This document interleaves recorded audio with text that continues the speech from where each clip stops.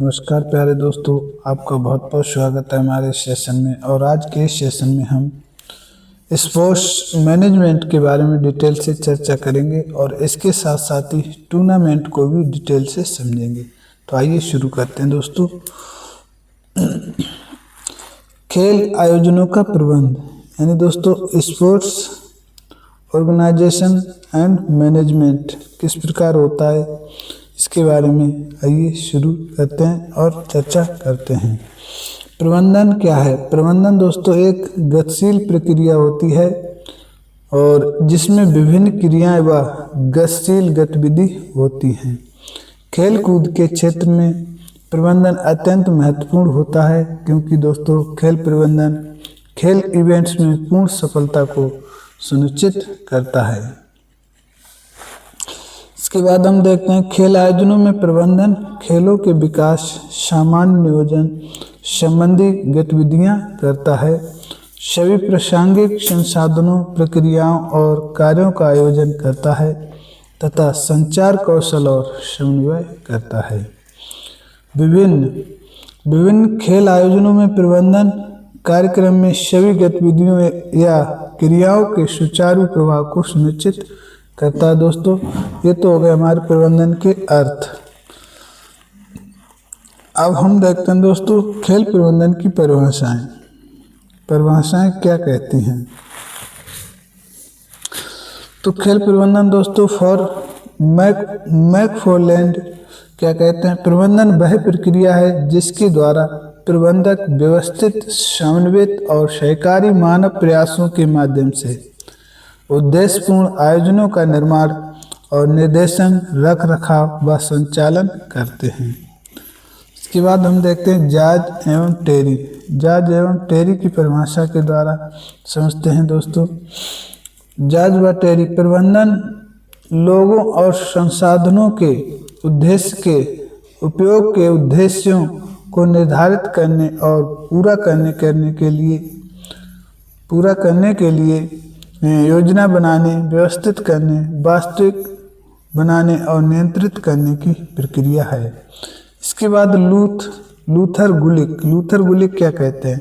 खेल आयोजनों में दोस्तों योजना बनाना, आयोजन करना, स्टाफिंग या कर्मचारी वर्ग निर्देशन बनाना, समन्वय करना, रिपोर्टिंग व बजटिंग प्रबंधन के मुख्य कार्य हैं।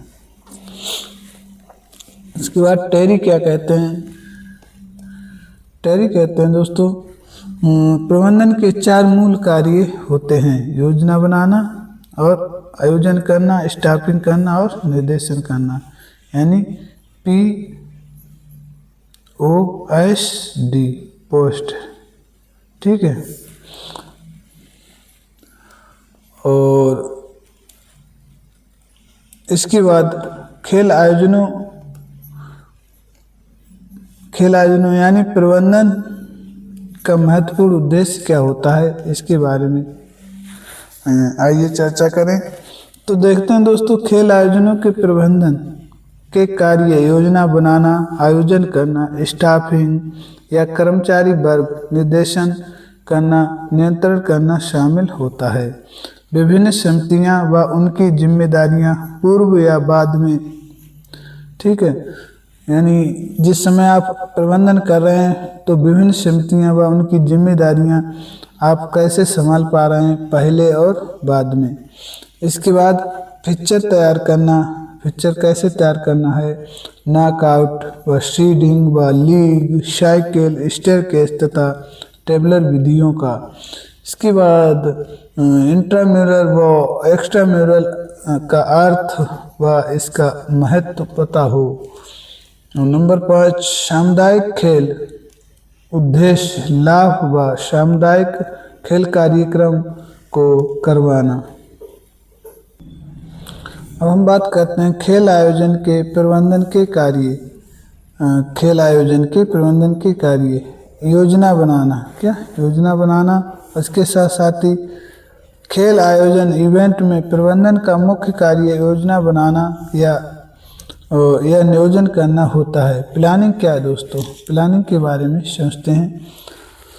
तो योजना बनाना दोस्तों, खेल आयोजन इवेंट प्रबंधन का मुख्य कार्य योजना बनाना या नियोजन करना होता है। यानी जो दोस्तों प्रबंधन का मुख्य कार्य क्या होता है, योजना बनाना या नियोजन करना होता है। क्योंकि एक खेल आयोजन प्रबंधन में आगे के कदमों के लिए गति निर्धारित करती है। और कई बार एग्जाम में पूछा गया है कि सर्वप्रथम क्या कार्य होता है मैनेजमेंट का, तो दोस्तों वो होता है प्लानिंग। नियोजन या योजना आयोजन के लक्ष्यों को प्राप्त करने में एक रोड मैप के रूप में कार्य करती है। अब हम बात करें कि बचपन में वास्तव में योजना दोस्तों खेल आयोजन के प्रबंधन में भ्रम, अनिश्चितताओं व अपव्ययों या क्षतियों तथा खतरों से बचाने या दूर रखने में पूरी तरह से सहायक होती है। हम बात करते हैं आयोजन। क्या आयोजन करना, ठीक है, ऑर्गेनाइजिंग, ठीक है। आयोजन के लक्ष्यों की प्राप्ति के लिए भौतिक, वित्तीय, मानव संसाधन लाने और उनके मध्य अच्छे संबंध विकसित करने की प्रक्रिया है। इसके बाद स्टाफिंग या कर्मचारी वर्ग। स्टाफिंग खेल आयोजनों के प्रबंधन के महत्वपूर्ण कार्यों में स्टाफिंग भी एक है। स्टाफिंग का मुख्य उद्देश्य होता है दोस्तों सही व्यक्ति को सही काम पर तथा सही समय पर लगाना होता है। ये इसका मुख्य उद्देश्य होता है। और इसके बाद हम देखते हैं दोस्तों स्टाफिंग के अंतर्गत कि खेल प्रबंधन में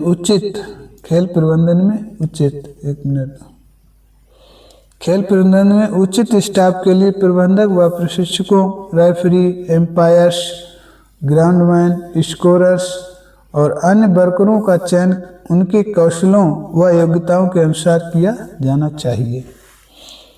इसके बाद निर्देशन।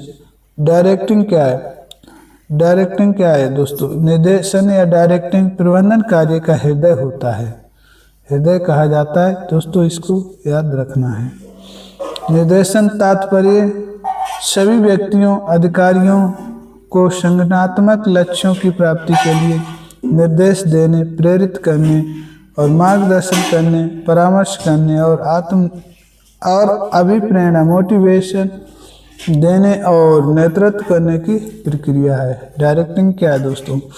डायरेक्टिव निर्देशन करना प्रबंधन कार्य का हृदय होता है। निर्देशन तात्पर्य सभी व्यक्तियों, अधिकारियों को संगठनात्मक लक्ष्यों की प्राप्ति के लिए, ठीक है, निर्देश देने, प्रेरित करने, मार्गदर्शन करने, परामर्श देने और मोटिवेट करने, नेतृत्व करने की प्रक्रिया से है। यही हम देख पा रहे हैं नियंत्रण करना यानी कंट्रोलिंग।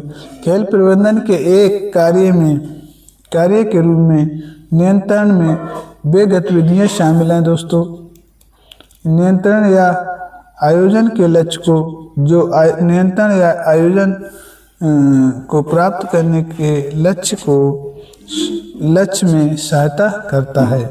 यह अनुशासन या व्यवस्था को भी सेट करता है। ये गलतियों व कमियों को दूर करता है। साथ साथ नियंत्रण में मानक स्थापित करता है। वास्तविक प्रदर्शन का प्रबंध करना, मानक के साथ वास्तविक प्रदर्शन की तुलना करना और सुधारात्मक कार्रवाई करना इसमें शामिल होता है। सुधारात्मक कार्य करना इसमें शामिल होता है। उम्मीद करते हैं आपको ये सेशन अच्छा लग रहा होगा दोस्तों। आगे हम देखते हैं दोस्तों पूर्व, दौरान व बाद में विभिन्न समितियां व उनकी जिम्मेदारियां क्या क्या होती हैं। तो दोस्तों विभिन्न समितियां व उनकी जिम्मेदारियां। स्पोर्ट इवेंट को आयोजित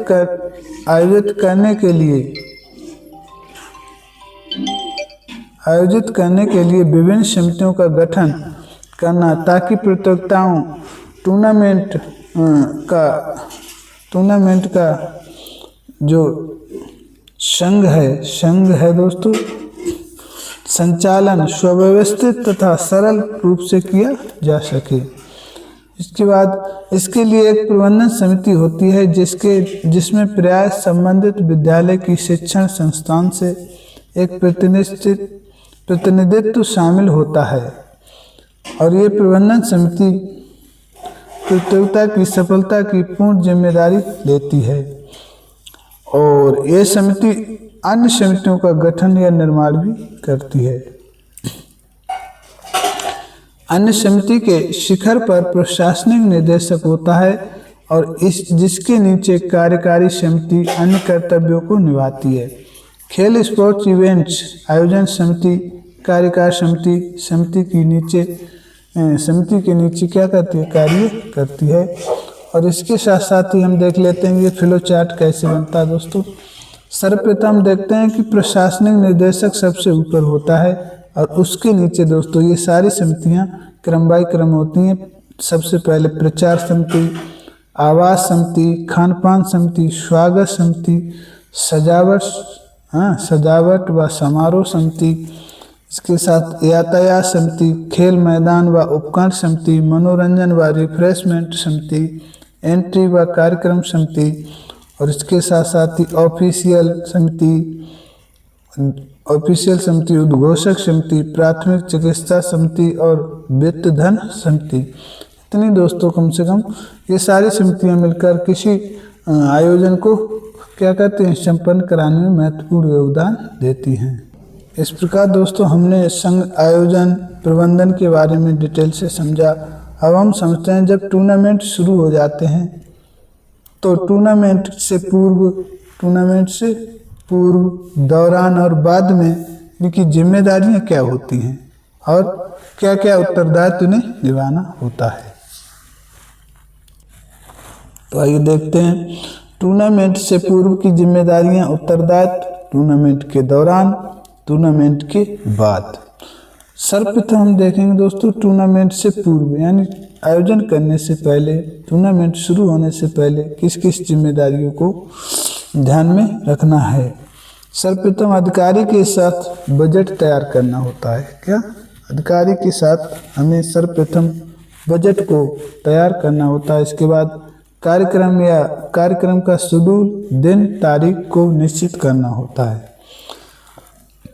फिर हम खेल मैदान, कोर्ट व ट्रैक व खेल उपकरणों को तैयार करते हैं। फिर हम देखते हैं विभिन्न समितियां बनाकर टीमों को अवगत कराते हैं। खिलाड़ी व ऑफिशियल के आवास व खान पान की व्यवस्था करते हैं। इसके साथ साथ ही विजेताओं के लिए पुरस्कार, सर्टिफिकेट का प्रबंधन करते हैं। एंट्री व फॉर्म का फिक्चर तैयार करना होता है। इतना कार्य करना होता है दोस्तों टूर्नामेंट से पूर्व। अधिकारी के साथ बजट तैयार कर लें, कार्यक्रम का शेड्यूल, दिन, तारीख निश्चित कर लें, खेल मैदान, कोर्ट व ट्रैक व खेल उपकरणों को तैयार कर लें, विभिन्न समितियां बनाकर टीमों को अवगत करा दें यानी बता दें कौन सी समिति क्या कार्य करेगी। इसके बाद खिलाड़ी व ऑफिशियल के आवास व खान पान की व्यवस्था करें। विजेताओं के लिए पुरस्कार, सर्टिफिकेट का प्रबंधन पहले से ही करना होता है। एंट्री व फॉर्म जो हैं फिक्चर का उसका भी फिक्चर तैयार करना होता है। तो हम देखते हैं टूर्नामेंट के दौरान क्या क्या जिम्मेदारियां निभानी होती हैं। टूर्नामेंट के दौरान जो जिम्मेदारियां होती हैं वो होती हैं दोस्तों उद्घाटन की व्यवस्था देखना, अब खेल मैदान व उपकरण की जांच करवाना, शेड्यूल लागू करना, प्लेयर व ऑफिशियल की जलपान की व्यवस्था करना, टूर्नामेंट के बारे में घोषणाएं करना, प्रथम चिकित्सा प्रदान करना, रिकॉर्ड व स्कोर शीट बनाना और इसके साथ साथ मीडिया को जानकारी देना और उचित अनुशासन का पालन करना होता है। अब हम देखते हैं दोस्तों आगे टूर्नामेंट आयोजन के बाद वाली जिम्मेदारियां कौन कौन सी होती हैं उनके बारे में हम चर्चा करेंगे। टूर्नामेंट के बाद वाली कौन कौन सी जिम्मेदारियां होती हैं उसके बारे में हम चर्चा करेंगे। तो आइए देखते हैं दोस्तों सर्वप्रथम सर्वप्रथम क्या होता है? ठीक है, उत्तरदायित्व। पुरस्कार व सर्टिफिकेट देना। जब भी टूर्नामेंट समाप्त हो जाएगा तो पुरस्कार व सर्टिफिकेट का वितरण होता है। मीडिया को विस्तृत परिणाम तथा जानकारी देना जरूरी होता है जिससे टूर्नामेंट का प्रचार प्रसार हो सके। टूर्नामेंट के बाद टूर्नामेंट की सुरक्षा निधि वापस कर देना। सुरक्षा निधि दोस्तों सिक्योरिटी जो जमा की जाती है, इसलिए जमा की जाती है कि कोई खिलाड़ी तोड़ फोड़ ना करे और देखो नुकसान उसकी भरपाई, अगर वो नियमों के उल्लंघन करता है तो दोस्तों उसको भरपाई करना होता है, उसको वापस कर दी जाती है। स्पोर्ट टूर्नामेंट के बाद टीमों को खिलाड़ियों को सुरक्षा निधि वापस देना होता है। स्पोर्ट टूर्नामेंट से संबंधित सारा रिकॉर्ड व फाइलें सबको संभाल के रखना होता है और खेल अधिकारियों व अन्य संबंधित व्यक्तियों का भी भुगतान करना होता है जो हायर किए जाते हैं। इसके बाद खर्चा रिपोर्ट तैयार करना कि कितना खर्चा हुआ है और मुख्य अतिथियों को क्या करना होता है, मूवमेंट प्रदान करना होता है। टीमों को उनके भविष्य के लिए धन्यवाद देना, टीमों को उनके भविष्य के लिए और उनकी सफलताओं के बारे में बताना और उन्हें धन्यवाद देना होता है। इसके बाद दोस्तों हम देखते हैं टूर्नामेंट। क्या ये मैनेजमेंट का हमारा यूनिट समाप्त हुआ। अब टूर्नामेंट के बारे में समझते हैं दोस्तों। टूर्नामेंट क्या होता है? टूर्नामेंट एक ऐसी योजनाबद्ध प्रतियोगिता है जिसमें कई टीमें एक कप या ट्रॉफी जीतने के लिए एक दूसरे के खिलाफ खेलती हैं। ठीक है। टूर्नामेंट के प्रकार कितने होते हैं? ये मुख्यतः 4 प्रकार के होते हैं। नॉकआउट, लीग या राउंड रोबिन टूर्नामेंट या कॉम्बिनेशन टूर्नामेंट और चैलेंज टूर्नामेंट। ये 4 प्रकार के होते हैं दोस्तों। इसके साथ साथ ही नॉकआउट एक ऐसा टूर्नामेंट है जिसमें टीम एक बार हारने पर तुरंत प्रतियोगिता से बाहर हो जाती है। नॉकआउट टूर्नामेंट के प्रकार जो होते हैं 4 होते हैं दोस्तों, और ये होते हैं हमारे सिंगल नॉकआउट। ये सबसे सरल व प्रचलित रूप है जिसमें जो टीम एक बार हार जाती है वह तुरंत प्रतियोगिता से बाहर यानी एलिमिनेट कर दी जाती है। केवल जीतने वाली टीम ही अगले राउंड में पहुंचती है। मैचों की संख्या ज्ञात करने के लिए सूत्र होता है n-1। इसके बाद हम देखते हैं डबल नॉकआउट। इसमें किसी भी टीम को प्रतियोगिता से बाहर होने के लिए 2 बार हारना पड़ता है। बस ये याद रखें आप। मैच की संख्या यहाँ 2n-2 होती है, n बराबर टीमों की संख्या होती है। तो हम बात करते हैं कंसोलेशन टूर्नामेंट के बारे में। कंसोलेशन टूर्नामेंट क्या है? कंसोलेशन टूर्नामेंट, इसको सांत्वना टूर्नामेंट भी कहा जाता है, क्योंकि दोस्तों कंसोलेशन टूर्नामेंट ये उन टीमों को सांत्वना देने के लिए पुनः एक बार और खेलने का मौका देती है जो हार गई हैं। जो हार गई टीमें उन्हें एक बार और खेलने का मौका देती है। और दोस्तों यानी जो पहले मैच हार गई हों, कौशल प्रदर्शन करने का एक और मौका प्रदान करती है। ये 2 प्रकार से खेला जाता है। कंसोलेशन टाइप 1, इसमें केवल वे टीमें भाग लेती हैं जो अपना पहला मैच हार गई हों, जैसे दोस्तों फर्स्ट राउंड में या बाई मिलने के बाद सेकंड राउंड में हार गई हों। कंसोलेशन टाइप सेकंड में क्या होता है? कंसोलेशन टाइप सेकंड में इसमें वे सभी टीमें खेलती हैं जो अपने किसी भी पहले मैच को हारी हों। यानी दोस्तों प्रथम यानी फर्स्ट विजेता से जितनी भी टीमें आती हैं वो सभी खेलती हैं, चाहे वो मैच दूसरे राउंड हो या तीसरे राउंड का ही क्यों ना हो। जो पहला मैच हारेंगी वो सभी टीमें खेलेंगी। ठीक है। अब देखिए बैगनल वाइल्ड क्या होता है? बैगनल वाइल्ड दोस्तों होता है, इसका उद्देश्य होता है वास्तविक दूसरे और तीसरे स्थान का विजेता चयन करना होता है। इसमें वे सभी टीमें आपस में खेलती हैं जो टूर्नामेंट के वास्तविक विजेता प्रथम विजेता से हारी थी। प्रथम विजेता से जो हारी थी वो सभी टीमें खेलती हैं।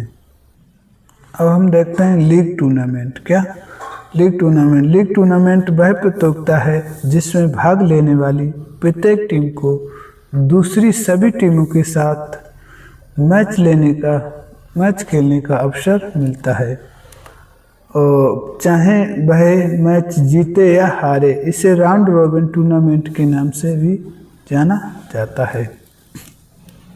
इसके बाद प्रसिद्ध खेल विशेषज्ञ मिस्टर बर्गर ने इसके फिक्चर की कल्पना की थी और इसलिए इसे बर्गर सिस्टम भी कहते हैं। और ये मिस्टर बर्गर जो थे दोस्तों चेस के बहुत प्रसिद्ध खिलाड़ी थे, इसलिए इन्होंने क्या किया था, बर्गर सिस्टम की कल्पना की और इन्होंने बर्गर सिस्टम को सबके सामने लेकर आए। ये दो प्रकार का होता है हमारा लीग टूर्नामेंट या बर्गर टूर्नामेंट, दो प्रकार का होता है। इसे राउंड रॉबिन टूर्नामेंट भी कहते हैं। दो प्रकार का होता है।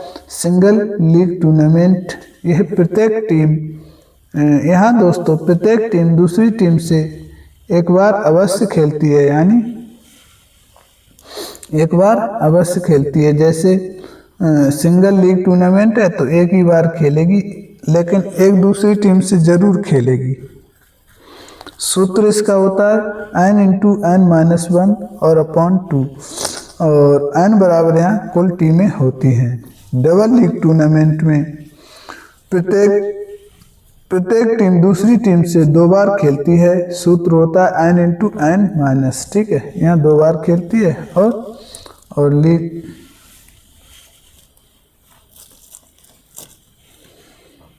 इसकी पहचान क्या होती है दोस्तों? लीग टूर्नामेंट की खासियत क्या होती है? लीग टूर्नामेंट की ये खासियत होती है दोस्तों, यहाँ भाग लेने वाली प्रत्येक टीम एक टीम जो है दूसरी सभी टीमों के साथ मैच खेलने का अवसर उसे प्राप्त होता है, चाहे वो मैच जीते या हारे। लीग टूर्नामेंट की खासियत क्या है?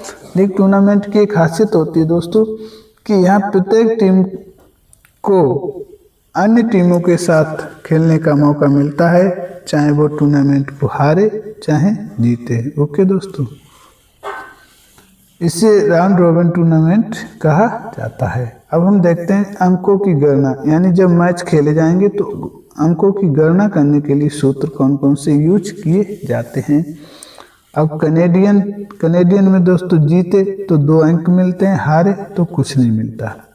ड्रा हो जाने पर 1 अंक प्राप्त होता है। इसके साथ साथ ही अमेरिकन पद्धति में दोस्तों जीते गए मैच और कुल मैच और मल्टीप्लाई बाय 100, ठीक है।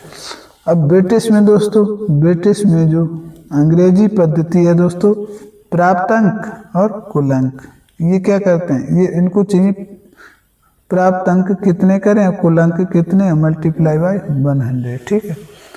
इस प्रकार अंकों की गणना करने का ये तीनों सूत्र जो है यूज किए जाते हैं। अब हम देखते हैं कि दोस्तों जो हमारी लीग टूर्नामेंट में फिक्चर बनाने की कौन कौन सी विधियों का प्रयोग होता है, तो मुख्य रूप से 3 विधियां शामिल होती हैं: साइक्लिक विधि, टेबलर विधि और स्टेयरकेस विधि। साइक्लिक विधि क्या होती है दोस्तों? ये सबसे लोकप्रिय विधि है और इसमें टीमों को घड़ी की सुई की दिशा में क्लॉकवाइज घुमाया जाता है दोस्तों। और इसके बाद यदि टीमों की संख्या सम इवन है तो टीम नंबर 1 को दाईं ओर ऊपर स्थित यानी फिक्स कर देते हैं। यदि टीमों की संख्या विषम है तो एक बाई को स्थिर कर दिया जाता है, बाकी दोस्तों क्लॉकवाइज ही घुमा देते हैं। ध्यान रखेंगे, विषम है तो दोस्तों जोड़ा नहीं बन पा रहा है, इसलिए एक बाई को फिक्स कर दिया जाता है। अगर सम है तो एक टीम को फिक्स कर देते हैं, बाकी सबको क्लॉकवाइज घुमाते रहते हैं। राउंड निकालने का फॉर्मूला होता है साइक्लिक में, टीम विषम टीम है तो दोस्तों जितनी टीम है उतने ही राउंड होते हैं। अगर सम टीम है, अगर टीमों की संख्या सम है तो n-1 राउंड होता है। टेबलर विधि को समझें तो टेबलर विधि दोस्तों, इसमें मैचों का निर्धारण एक टेबल या वर्गाकार स्क्वायर या खानों के माध्यम से होता है, यह किया जाता है। अगर राउंड की बात करें तो राउंड अगर विषम है तो n, सम है तो n-1 राउंड होते हैं। और खाने इसमें दोस्तों, खानों का सूत्र होता है, अगर विषम टीम है तो n+1 वो n+2 दोस्तों, और सम टीमें हैं तो n+1, यानी सम टीमें हैं तो एक खाना अधिक बनता है, विषम टीमें हैं तो 2 खाने अधिक बनाए जाते हैं, क्योंकि एक बाई को देना होता है। स्टेयरकेस विधि, इसमें फिक्चर स्टेप्स व सीढ़ियों, इसमें फिक्चर कैसे बनता है, अब हम देखते हैं स्टेयरकेस विधि। स्टेयरकेस विधि, इसमें फिक्चर जो स्टेप्स हैं वो सीढ़ियों की तरह ही बनाया जाता है, और इसमें सबसे आसान विधि ये जो है सबसे आसान विधि है, क्योंकि इसमें सम व विषम के लिए कोई अलग नियम नहीं होता है, और ना ही बाई दी जाती है, ना बाई दी जाती है और ना सम विषम के लिए कोई अलग नियम होता है। ठीक है दोस्तों, उम्मीद करते हैं समझ में आ रहा होगा। साइक्लिक विधि, साइक्लिक विधि दोस्तों लीग के आधार पर साइक्लिक विधि साइक्लिक विधि से कुल 6 टीमों का क्या करेंगे, हम कुल 6 टीमों का पिक्चर बनाएंगे दोस्तों। टीम संख्या 6 से, क्या टीम की संख्या 6 से पिक्चर बनाएंगे दोस्तों। तो आइए बनाते हैं दोस्तों मैच। अगर मैच की बात करें तो n×n-1/2, अगर मान लीजिए 6 टीमें हैं तो 6, ठीक है, और 6 में से 1 घट गया तो 5 बचा बटे 2, तो 6×5 से 2 से भाग कर दिया तो हमारा आ गया 15 मैच। ठीक है, राउंड सम होने पर n-1 यानी 5 राउंड होंगे, सम टीम है तो 5 राउंड होंगे। ठीक है, अब देखिए सम टीम है यानी 6 हैं दोस्तों, कितनी, अब सम टीमें जब होती हैं तो 1 को फिक्स कर दिया जाता है, सम होने पर एक टीम को फिक्स कर दिया जाता है। ओके, अगर विषम है तो दोस्तों क्या होता है, विषम होती है तो एक बाई को फिक्स कर दिया जाता है, बाकी टीमें क्या होती हैं, घूमती रहती हैं, कैसे, क्लॉकवाइज। फर्स्ट राउंड देखिए दोस्तों, यहाँ 1 टीम को फिक्स कर दिया, बाकी सबको क्लॉकवाइज घुमाया गया है। देखिए दोस्तों 1 टीम फिक्स है, बाकी ये क्लॉकवाइज घूमती हुई चली जाती हैं दोस्तों। और इसके बाद हम बात करते हैं विषम टीम। अगर विषम टीम 5 टीम मान ले हम दोस्तों, तो लीग आधार पर फिक्चर बनाएं। मैच n×n-1/2, इस प्रकार 10 मैच हो जाएंगे दोस्तों। और राउंड जो है n, राउंड कितने होंगे n, क्योंकि विषम टीम है तो जितनी टीम है उतने ही राउंड होंगे। ठीक है, और बाई को क्या कर दिया जाएगा, विषम में 1 बाई को फिक्स कर दिया जाएगा। अब हमारे 5 टीम है तो 5 राउंड होंगे। कितने राउंड होंगे दोस्तों, 5 राउंड, हमें 5 राउंड को करवाना पड़ेगा। देखिए यहाँ क्या होगा, फर्स्ट राउंड देखें आप, ये बाई जो है दोस्तों फिक्स है, इसके बाद 1 2 3 4 5 ये क्लॉकवाइज घूमते रहते हैं। ठीक है, और इस यहाँ मैच कितने होंगे, 10 मैच होंगे दोस्तों। ये इसको बाई मिल गई, इसका मैच नहीं होगा, बाकी 2 मैच यहाँ हो गए दोस्तों। इसके बाद सेकेंड राउंड में भी एक को बाई मिल गई, और बाकी ये 2 मैच हो गए। थर्ड राउंड में भी बाई है, फोर्थ में भी बाई है, और फिफ्थ में भी बाई है। 5 राउंड में एक टीम को बाई मिली है, बाई फिक्स रहती है दोस्तों। इसलिए अब देखिए आप 2 राउंड ये, 2 राउंड ये, 2 मैच ये, 2 मैच ये, 2 मैच ये, 2 मैच ये, 2 मैच ये, यानी 2 पंजे 10। कुल मैच कितने हो गए हमारे, कुल मैच यहाँ 10 मैच हो जाते हैं, कुल 10 मैच हो जाते हैं। उम्मीद करते हैं आपको समझ में आया होगा। अब हम बात करते हैं स्टेयरकेस की। स्टेयरकेस दोस्तों सबसे आसान विधि होती है, क्योंकि यहाँ ना तो बाई का लफड़ा होता है और ना ही तो दोस्तों स्टेयरकेस विधि में इसमें क्या होता है, ये लैडर सीढ़ी की तरह ही बनती है दोस्तों, लैडर सीढ़ी की तरह ही बनती है। ये सबसे आसान विधि है दोस्तों, और कई बार एग्जाम पूछा गया कि लीग टूर्नामेंट में सबसे आसान विधि कौन सी होती है, जहां कोई भी बाई देने का लफड़ा नहीं होता।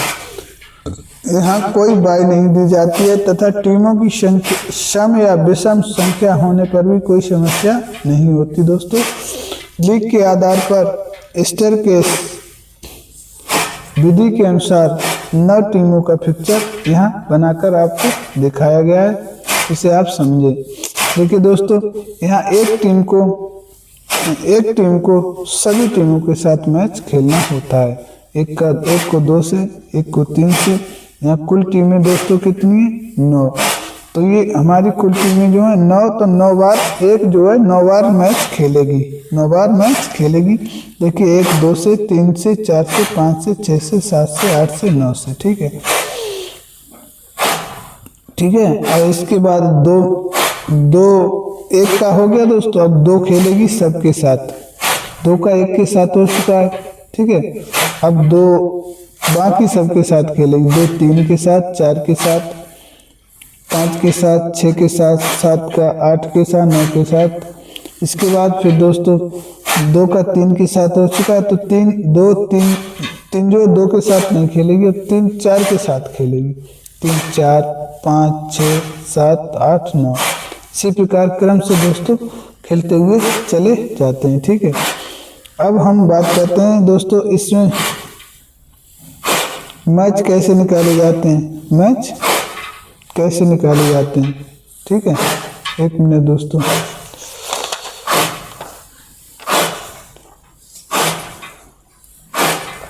तो इसमें दोस्तों मैच जो है, अगर टीमों की संख्या सम है, क्या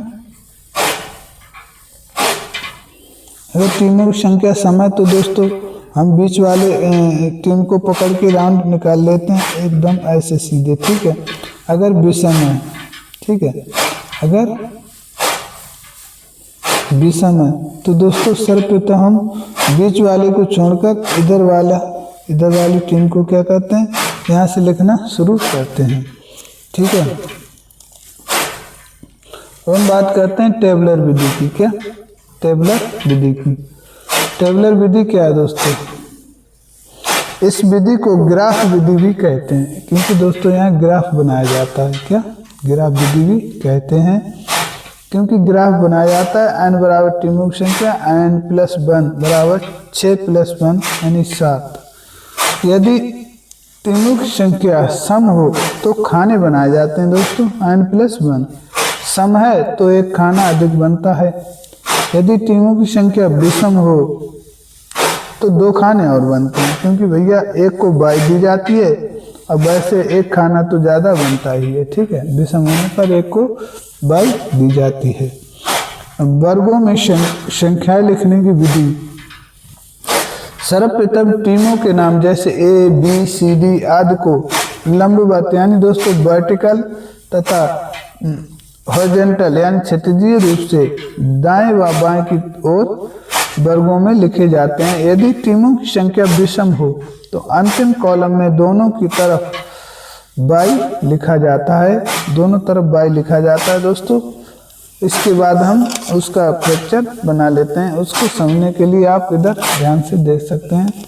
यहाँ हमने लीग टूर्नामेंट के टेबलर विधि का क्या बनाया है, लीग टूर्नामेंट की टेबलर विधि के अनुसार 6 टीमों का पिक्चर बनाया है। यहाँ आप देख सकते हैं दोस्तों, ये हमने 6 टीमें हैं तो एक खाना अधिक बनाते हैं। ठीक है, यहाँ बाई तो नहीं दी जाती, लेकिन एक खाना हमारा होता है क्रॉसिंग करने के लिए। ठीक है, क्रॉसिंग करने के लिए A B C D E F ये 6 टीमें हमारी।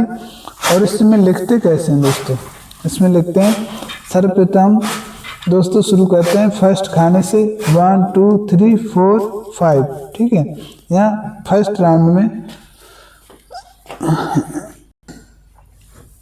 ठीक है दोस्तों, यानी यहाँ दोस्तों ए का बी के साथ मैच हो गया, ए का बी के साथ हो गया। फिर फर्स्ट राउंड में फिर दोस्तों अब पहले हम टीमें रखना सीखते हैं दोस्तों।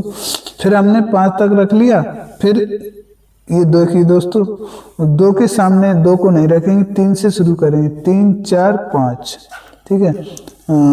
और इसके बाद इसको छोड़ देते हैं, क्या इसको छोड़ देते हैं। फिर 4 के सामने 5 से शुरू करेंगे, 5, फिर नेक्स्ट आगे की टीम आएगी 6 नहीं है दोस्तों, ठीक है। राउंड 5 होंगे तो 5 टीमें ही खेलेंगी, ठीक है। ठीक है, इसके बाद ठीक है 5 रख दिया, फिर 1, फिर उसके आगे का 2, ठीक है। अब इधर कैसे रखते हैं दोस्तों, इधर हमने 5 तक तो भर लिया। इसके बाद पहले हमारी टीम में जितने जोड़े आते हैं पहले उनको रखते हैं, क्या पहले सम टीमों को रखते हैं। ये वाला खाना लास्ट में भरा जाता है। फिर सम जब फिनिश हो जाती है तब हम विषम टीमों को 1 बाय 1 रखते हैं। अब यहाँ देखते हैं फर्स्ट राउंड में मैच किसका किसके साथ हुआ। दोस्तों फर्स्ट राउंड हमारा जहाँ 1 लिखा है वही है, ध्यान रखें, ठीक है। सी का देखिए दोस्तों ई के साथ हुआ है, और फिर डी का एफ के साथ हुआ है, डी का एफ के साथ हुआ है, ठीक। इस प्रकार दोस्तों मैच निकाले जाते हैं, छांटे जाते हैं। उम्मीद करते हैं आपको समझ में आ रहा होगा। इसी प्रकार सेकंड में भी छांट लेते हैं, ठीक है। हम बात करते हैं टेबलर विधि में दोस्तों प्रयोग करते हुए 7 टीमों का फिक्चर बनाने का 7 टीमों का फिक्चर बनाने की प्रक्रिया को भी समझ लेते हैं। कैसे बनेगा 7 टीमों का फिक्चर।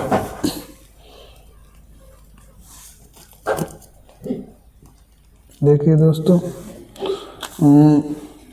टीम संख्या 7 है, मैचों की संख्या n × n-1 से n × n- दोस्तों एक मिनट, मैचों की संख्या n × n-1 से अपॉन 2 से निकाल सकते हैं। वर्ग संख्या, यहाँ वर्ग भी ध्यान रखने दोस्तों, अगर विषम टीम है तो दो वर्ग अधिक बनेंगे, क्योंकि एक तो अधिक होता ही है दोस्तों क्रॉसिंग के लिए, और बाकी 1 बाई के लिए अधिक बनेगा। ओके दोस्तों, तो हमारे हो गए दोस्तों मैच कितने हो गए, 7 टीमों के 21 मैच हो जाते हैं, क्योंकि 7 छंग 42 और 2 से डिवाइड कर।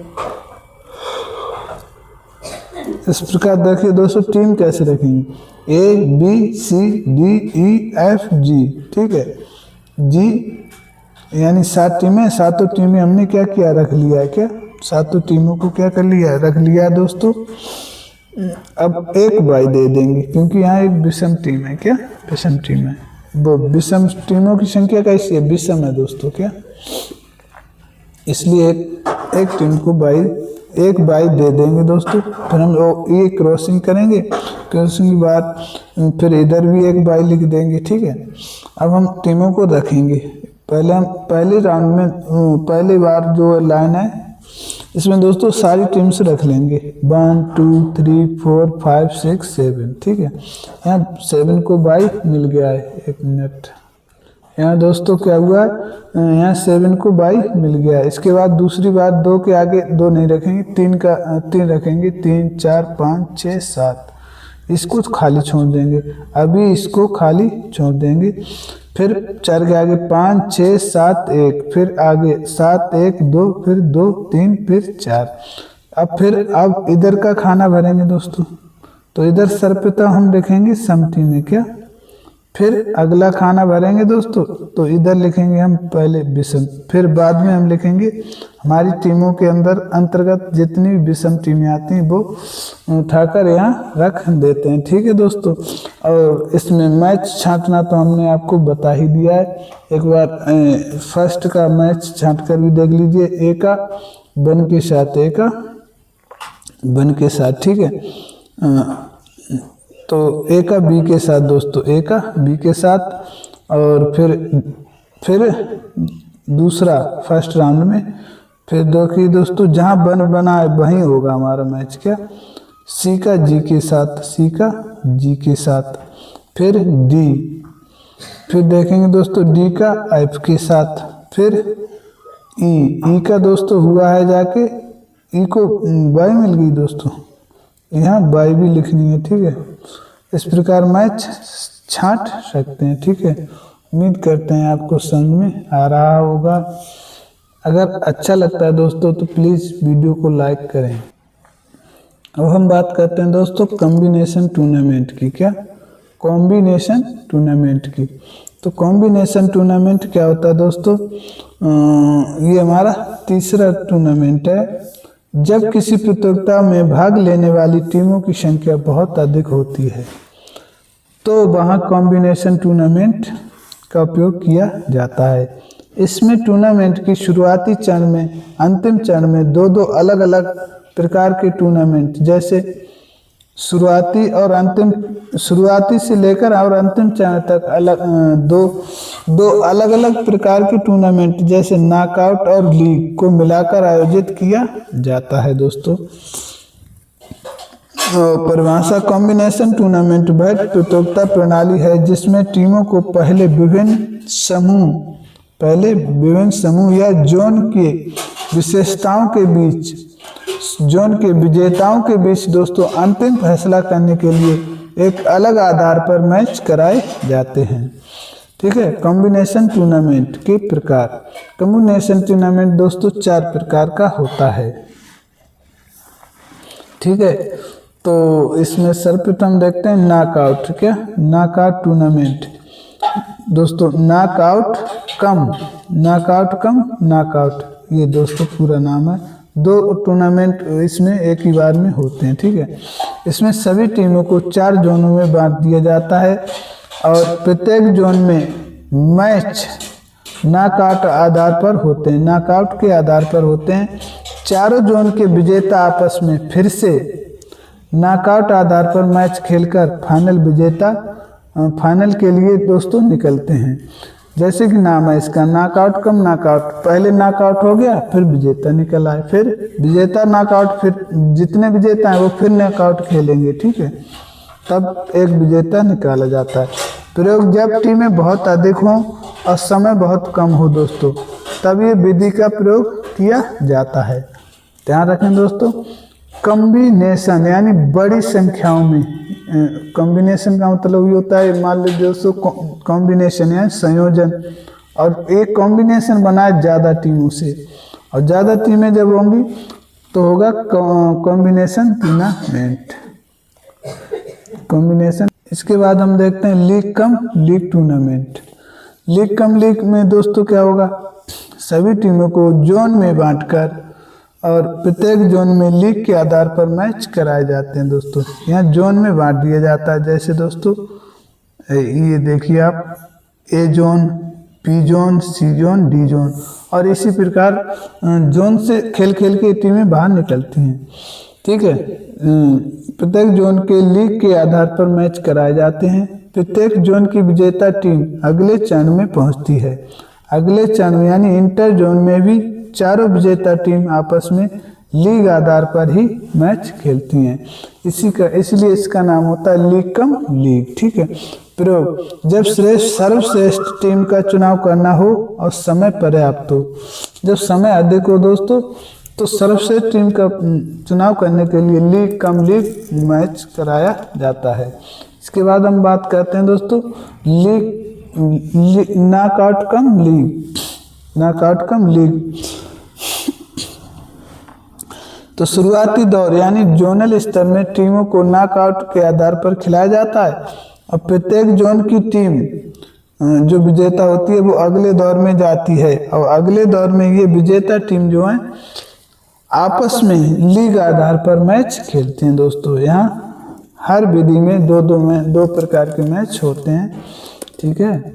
इसके बाद हम देखते हैं फोर्थ, लीग कम नॉकआउट। तो यहाँ दोस्तों सबसे कम लोकप्रिय फॉर्मेट है, ये सबसे कम है।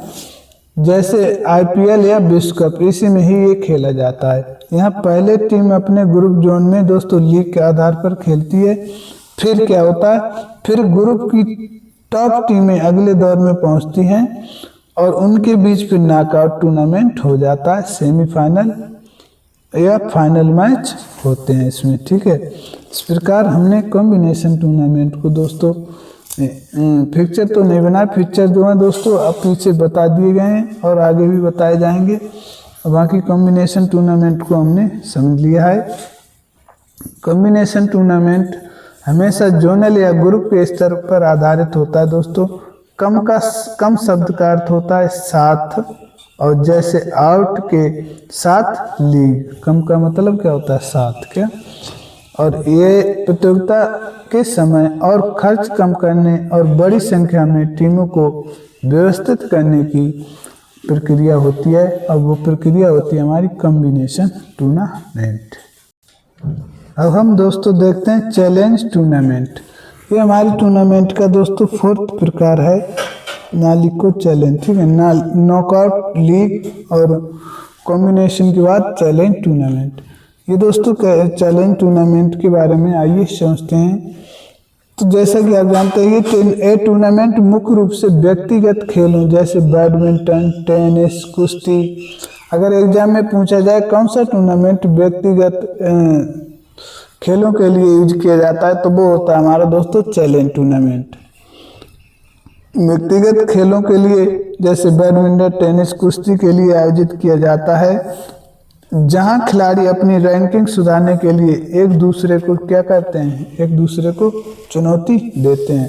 अर्थ: चैलेंज टूर्नामेंट एक ऐसी प्रतियोगिता है जिसमें खिलाड़ी एक टीम या दूसरे टीम को मुकाबला करने के लिए चुनौती देते हैं। इसमें हारने वाला खिलाड़ी जो है अपनी रैंक की स्थिति खो देता है, रैंक की स्थिति खो देता है दोस्तों, और जीतने वाला खिलाड़ी ऊपरी रैंक को हासिल करता है। ये टूर्नामेंट किसी निश्चित समय सीमा के बिना लंबे समय तक चलता रहता है। कोई समय सीमा इसमें निश्चित नहीं होती। चैलेंज टूर्नामेंट का वर्गीकरण: लैडर टूर्नामेंट और पिरामिड टूर्नामेंट। जो चैलेंज टूर्नामेंट है दोस्तों इसे 2 भागों में बांट दिया जाता है, लैडर टूर्नामेंट और पिरामिड टूर्नामेंट। ठीक है, तो इसे आप याद रखेंगे पिंकी का बाबा, यानी पिरामिड टूर्नामेंट को दोस्तों किंग टूर्नामेंट और कॉकबैग टूर्नामेंट में भी क्या कर दिया जाता है? लैडर टूर्नामेंट तो भैया लैडर ही है क्या, इसमें सीढ़ियाँ जैसी बनता है, इसमें ऐसे पिक्चर। ठीक है, और पिरामिड टूर्नामेंट दोस्तों 2 भागों में बांट दिया जाता है, जैसे किंग्स टूर्नामेंट। क्या? किंग्स टूर्नामेंट में ऐसे पिरामिड बनता है। ठीक है, और इसके बाद कॉकबैग में दोस्तों मकड़ी के जाल के जैसा पिक्चर बनता है, वो पिरामिड बनता है। ठीक है, ऐसे ऐसे दोस्तों बनता है। ठीक है, ऐसे। अब हम बात करते हैं लैडर। क्या? लैडर टूर्नामेंट के बारे में बात करें दोस्तों, तो लैडर टूर्नामेंट के नाम पर एक सीढ़ी की तरह ऊपर से नीचे व्यवस्थित रहते हैं, और निचला खिलाड़ी अपने से ठीक ऊपर या एक स्थान छोड़कर ऊपर वाले खिलाड़ी को चुनौती दे सकता है। यदि चुनौती देने वाला जीतता है तो वो अपनी जगह बदल लेते हैं। इसमें क्या होता है दोस्तों, ये लैडर होती है हमारी, ये ऐसे। ठीक है, लैडर में सीढ़ी और कुछ नहीं दोस्तों। यहाँ ये वाला जो है, ए वाला बी को या सी को चुनौती दे सकता है। ठीक है, अपने से तीसरे तक को चुनौती दे सकता है या दूसरे को चुनौती दे सकता है। अगर वो ये जीत जाता है तो अपना स्थान बदल लेता है, यानी ऊपर की स्थिति में पहुंच जाता है। पिरामिड टूर्नामेंट क्या होता है? ये टूर्नामेंट वह टूर्नामेंट है जिसमें खिलाड़ियों को पिरामिड के आकार में रखा जाता है। पिरामिड के आकार में रखा जाता है। नीचे के स्तर वाले अधिक खिलाड़ी होते हैं और ऊपर की ओर संख्या कम होती है दोस्तों, कम होती चली जाती है। एक खिलाड़ी अपने से ठीक ऊपर वाले स्तर को किसी भी खिलाड़ी को चुनौती दे सकता है। और ये दोस्तों इसमें 2 तरह के वो बनते हैं फीचर, जैसे कॉकबैग वाले को आप देखेंगे तो ऐसे, ये एक मिनट दोस्तों, ऐसे इधर देखिए दोस्तों, चारों ओर क्या है, बहुत सारे खिलाड़ी हैं, लेकिन बीच में एक जो सबसे विजेता टीम होती है, यानी सबसे मजबूत टीम बीच में रखी जाती है। तो ये चारों ओर से खेलकर फिर बीच वाली टीम से क्या करें, कंपटीशन करते हैं। और किंग टूर्नामेंट में क्या होता है दोस्तों, यहाँ भी आपको ऐसे पिरामिड बना दिया जाता है और फिर आपको यहाँ दोस्तों क्या करना है आपको, ऐसे पिक्चर बनाया जाता है और इसमें दोस्तों क्या होता है, नीचे बहुत सारी टीमें होती हैं और ऊपर जो होती है मजबूत टीम रखी जाती है। ठीक है, तो ये हो गया हमारा किंग या क्राउन टूर्नामेंट। ठीक है, जैसे किसी राजा का क्राउन होता है वैसे ही ये हमारा क्या होता है, ये पिक्चर बनाया जाता है। ये पिरामिड व लैडर का मिश्रण होता है दोस्तों, पिरामिड और लैडर का मिश्रण होता है, जहां अंत में केवल एक विजेता यानी किंग जो होता है वो शीर्ष पर बचता है। क्या शीर्ष पर खाली किंग टीम ही बचती है दोस्तों। इस प्रकार हमारा टूर्नामेंट में दोस्तों सारे टूर्नामेंट्स कंप्लीट हो गए और अब बचता हमारा नॉकआउट। क्या नॉकआउट, वैसे दोस्तों नॉकआउट खुद दोस्तों एक बहुत बड़ा टूर्नामेंट है और इसके सर्वप्रथम देखते हैं उपनाम। क्या इसके उपनाम कौन कौन से होते हैं, तो इसके उपनाम होते हैं दोस्तों sudden death, single penetration, Olympic system या क्लासिकल टूर्नामेंट, या क्लासिकल टूर्नामेंट होता है। ठीक है, अब हम बात करते हैं नॉकआउट के प्रकार। ये 4 प्रकार के होता है नॉकआउट दोस्तों, इसे आप याद रखें, सिंगल, डबल, कंसोलेशन और सिंगल डबल कौन है बे, ऐसे ये ट्रिक से याद रख सकते हैं आप। सिंगल, डबल, कौन है बे, कौन है बे। ठीक है, यानी single tournament, double tournament, single knockout, sorry दोस्तों, सिंगल नॉकआउट और डबल नॉकआउट, और कौन से कंसोलेशन और बेसे बैगनल वार्ड, बेसे बैगनल वार्ड। ठीक है, इस प्रकार याद रख सकते हैं आप। पहले तो आप उपनाम से इसके कई क्वेश्चन पूछे जाते हैं दोस्तों, उपनाम आपको सही से याद हो। उपनाम इसके होते हैं sudden death, single penetration, Olympic system और क्लासिकल टूर्नामेंट। इसके बाद नॉकआउट 4 भागों में बटा होता है, single knockout, double knockout, consolation type first type second, इसके बाद बैगनल वाइल्ड या म्यूलर एंडरसन प्लेबैक मेथड। ठीक है, इस प्रकार 4 भागों में बढ़ता है। इसके बाद दोस्तों इसके कुछ इम्पोर्टेंट फार्मूलों के बारे में चर्चा करें तो सभी फार्मूला दोस्तों टीम नंबर 11 नंबर टीमों की संख्या 11 रखने पर हम हर फार्मूला को फॉलो करेंगे। जैसे अगर 11 टीम है तो मैच कितने होंगे, मैच होंगे n-1 यानी 10 मैच निकालना दोस्तों n-1 से, राउंड निकालना नेक्स्ट पावर ऑफ 2 से। अब 11 हैं तो 1 2 2 दूनी 4 4 दूनी 8 और 8 दूनी 16, यानी दोस्तों कुल राउंड होंगे 4। बाय निकालेंगे तो next power of 2 minus sign, अब नेक्स्ट पावर ऑफ 2 हमारी है दोस्तों 16, कितनी है 16, अब माइनस करेंगे कितनी 11 टीम तो कितनी होंगी बाई होंगी दोस्तों हमारी 5, कितनी होंगी बाई होंगी दोस्तों 5। अब टी में बांटना, अपर हाफ में बांटने के लिए फॉर्मूला होता है n+1/2 और यहाँ दोस्तों n की जगह पे टी में रखनी है। ठीक है, और लोअर हाफ में रखने का होता है n-1/2। लोअर हाफ में हमेशा दोस्तों एक टीम कम रखी जाती है, जबकि बाई हमेशा लोअर हाफ में एक ज़्यादा रखी जाती है।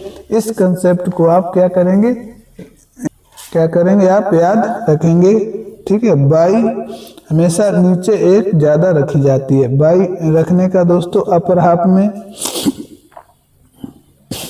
बाई बांटने के लिए n-1/2 होता है। n में से मतलब दोस्तों नंबर ऑफ बाइज, और लोअर हाफ में दोस्तों n नंबर ऑफ बाइज +1/2 ये होता है। ओके दोस्तों, अब हम बाई रखने का क्रम देखें तो प्रथम बाई लोअर टू लोअर सबसे नीचे रखी जाती है, सेकंड अपर टू अपर सबसे ऊपर रखी जाती है, और थर्ड जो है लोअर वाली टीम से निचले हाफ में सबसे ऊपर है, लोअर टू अपर। ठीक है, और फोर्थ जो है अपर हाफ में सबसे नीचे वाली टीम को दी जाती है। अब हम देखते हैं डबल नॉकआउट क्या होता है। डबल नॉकआउट क्या होता है, तो कुल मैच निकालने का फॉर्मूला होता है 2n-2 और बाई टीमें रखना एक समान होता है। जबकि दोस्तों मैच प्रथम बार नॉकआउट पद्धति पर फिर कंसोलेशन के समान ही प्रत्येक टीम कम से कम 2 बार मैच खेलती है। ठीक है, डबल नॉकआउट में क्या होता है दोस्तों, पहले तो प्रथम बार तो नॉकआउट पद्धति पर हो जाते हैं, फिर कंसोलेशन के समान टीम कम से कम 2 बार खेलती है। ठीक है, 2 बार खेलती है, फिर कंसोलेशन के समान मैच होते हैं दोस्तों, लेकिन प्रत्येक टीम कम से कम 2 बार जरूर खेलेगी, यानी 2 ही बार खेलती है। ठीक है, पहले नॉकआउट हो जाता है, फिर कंसोलेशन के समान मैच दोबारा करवा दिए जाते हैं। इस बात का आपको ध्यान रखना है। ठीक है, तो अब देखते हैं दोस्तों कि पिक्चर बनाने से पूर्व ध्यान रखने वाली बातें कौन कौन सी बातों का ध्यान रखना है। भाग लेने वाली टीमें 2 की पावर में है या नहीं है, इस बात का। इसके बाद टीम 2 की पावर में है तो कोई समस्या, कोई दिक्कत नहीं। अगर 2 की पावर में नहीं है तो बाई दी जाएगी। अपर हाफ में, लोअर हाफ में टीमें रखना, इसके साथ साथ ही प्लस अपर हाफ में, लोअर हाफ में बाई रखना, क्या बाई रखना। ठीक है, राउंड निकालना, ये सब ध्यान देना होता है। सिंगल नॉकआउट टूर्नामेंट, इसे एलिमिनेशन टूर्नामेंट भी कहा जाता है। यहाँ दोस्तों आपको 10 टीमों का पिक्चर भी नीचे बनाकर दिखाया गया है दोस्तों, इसको आप समझ सकते हैं। जैसे देख पा रहे होंगे आप, जब पिक्चर बनाते हैं दोस्तों तो ये अपर हाफ या लोअर हाफ में बांट दिया गया है, 5 टीमें ऊपर 5 नीचे। और ये हमारी बाई है दोस्तों, बाई हमको यहाँ 6 बाई मिली थी, उनको हमने प्लेसमेंट किया है। ठीक है, इस प्रकार हम पिक्चर को बना लेते हैं। बाकी दोस्तों ये फॉर्मूला है। मैचों की संख्या हमने निकाली 9 ही टीमों, अपर हाफ में टीमें रखी, लोअर हाफ में रखी, बाई निकाली दोस्तों। ठीक है, फिर लोअर हाफ में कितनी बाई रखी जाती हैं, अपर हाफ में कितनी रखी जाती हैं, इसका ध्यान देना होता है। फिर बाई को कैसे प्लेसमेंट करना है, upper half, upper to upper, lower to सर्वप्रथम लोअर टू लोअर, फिर अपर टू अपर, फिर लोअर टू अपर, फिर अपर टू लोअर। उम्मीद करते हैं समझ में आ रहा होगा।